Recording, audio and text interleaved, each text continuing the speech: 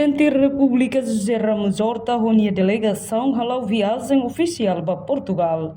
Segunda-feira, loron rua nulo resin rua. Fulang Abril tinan rihun rua nulo resin hat. E aeroporto internacional Presidente Nicolau Lobato.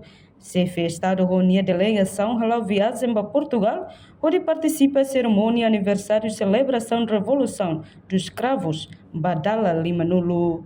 E a viagem Presidente da República José Ramos Horta acompanha moços e tenente-general reformado Lerianan Timor. Assessor Cira inclui jornalista Husimedia Tolu Macanessan, RTTLP, Timor Post no TVA.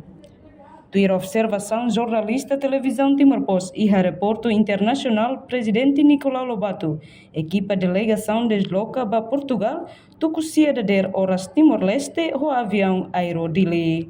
Presidente da República se surumalo o Presidente Marcelo Rebelo de Sousa, Presidente da Assembleia Nacional José Pedro, no Primeiro-Ministro Luís Montenegro. Além de chefe de Estado José Ramos Horta, Moça participa da cerimônia condecoração e a Embaixada Timor-Leste e a Belém, nebese retam participação diplomata Diwan do Ismaili e Mamat no Lusofônia. A reportagem Sabina Sansa, Televisão Timor Post. Janela informação ba emohoto. Atua tem informação atual dia Clio, kita haluha. Haneham botão subscribe, like, halo comentário no faixa tutang ba media sosial hoto.